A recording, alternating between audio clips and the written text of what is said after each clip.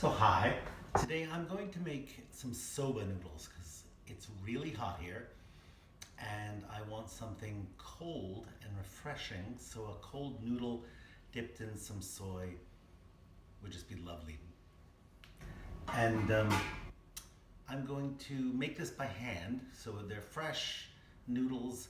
I'm not going to use any wheat, so it will be gluten free and it will be really very easy. Now the trick is finding the right buckwheat flour. I've been looking for a long time and I think I finally found it online on Amazon. So this should be fairly simple and straightforward. I'm not going to use egg or any wheat or anything. The buckwheat flour looks a lot like some that I used actually in Australia over the summer that worked so beautifully, and I think this will work fine too. This one comes from the United States, but I'm just going to use water, not egg, not anything, so I guess it's vegan, it's whatever you don't want to eat. This isn't even a grain really, this is a fruit of a tree related, not a tree, a bush related to rhubarb, which sounds sort of weird. And you don't need a whole lot of expensive equipment or anything to do this either.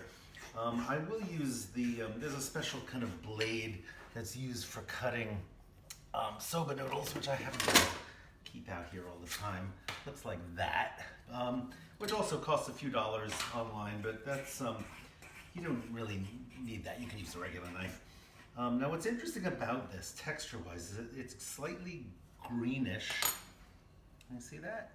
And it smells sort of piney. It's got a real aroma, and this is the key to soba noodles, is of course the aroma. And I think this is fairly fresh. I don't know when they harvest buckwheat, but it certainly hasn't been sitting on the shelf for a long time. And the one mistake that I made for a long time is I was using kasha, which is buckwheat, but it's whole, very dark buckwheat, and is definitely not good for making a noodle. In fact, it was very hard, and I did it anyway, and I was like, okay, I'm just going to use this, and I don't care. But you really do need something that is specifically for baking. It's hulled, and it's finely milled, and it is coming together like a dough right now. You can see there's not a whole lot to this. And I think I'm actually going to make 2 servings out of this rather than 1.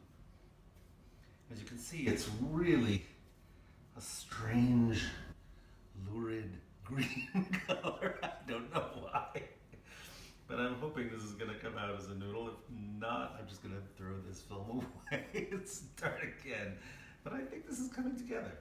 Usually makers will use like, you know, a fifth or a quarter of buckwheat or something. But I think I'm determined to make this happen with just buckwheat flour.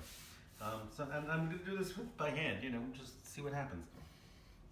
So it's a strange texture. I'm not sure this is really going to hold together, but we'll see. It looks good so far. So, you know, the noodles you will have in Japan, they serve fresh, cold buckwheat with a kind of little dipping sauce that's based on soy and sometimes dashi.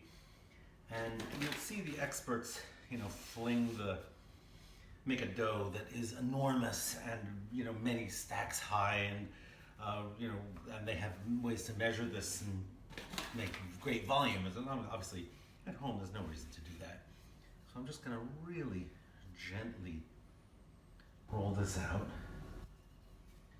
And I don't want it too thick or thin. I'm going to make it like, you know, a decent noodle size. Nothing crazy. And it looks like it's holding together fine. It's just the green color that's kind of throwing me off here. I think it will behave, but you know, like all good doughs, you want to coddle this, don't mistreat it. And yeah, this is coming together fine. You know, I don't have clean edges, and I might have gotten that if I'd moistened it and worked it a little bit more. But remember, there's no glutens in this, so this is really not going to get any chewiness from my working it. And I think I'm just going to start cutting it now. And I think, you know, this sort of ragged edge I can get rid of. I'll put it back in the other batch, right? Let's just slice off those edges so we at least get clean, squared off noodles on the edge. And that will be fairly easy to do. That, easy. And then, let's see how it works. The advantage of this kind of blade is that the pressure is evenly distributed, which would not be the case if you had a, a French knife. And I think these look quite beautiful. I'll cut this for you, but I don't think there's a problem with this at all. It's really nice, and I was not paid. This is not a paid endorsement from the company that makes these, but I just saw it online, and I was buying various grains for this upcoming historic cooking series that I'm doing, and I saw, oh, buckwheat. Let me see what they've got for sale, because literally 6 months ago it was not there. And this is just beautiful. I mean, come on, folks.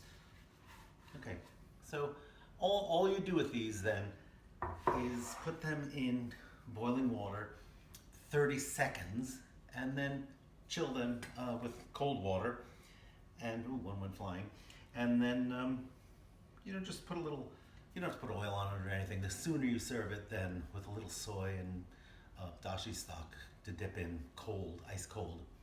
Perfect. That's it. Okay, I'm trying another shot, more rounded off. Let's see, maybe I'll go a little faster with this one.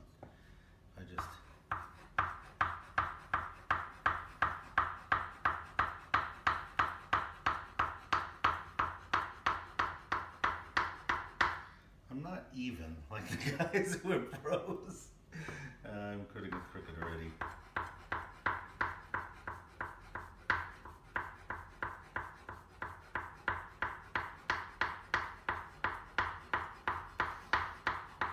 I think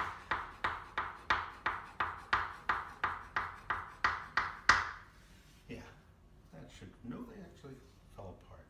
Will that hold together in the pot? I don't think so. Let's see. Okay, I just boiled these for 30 seconds and washed them out in cold water, and I can tell you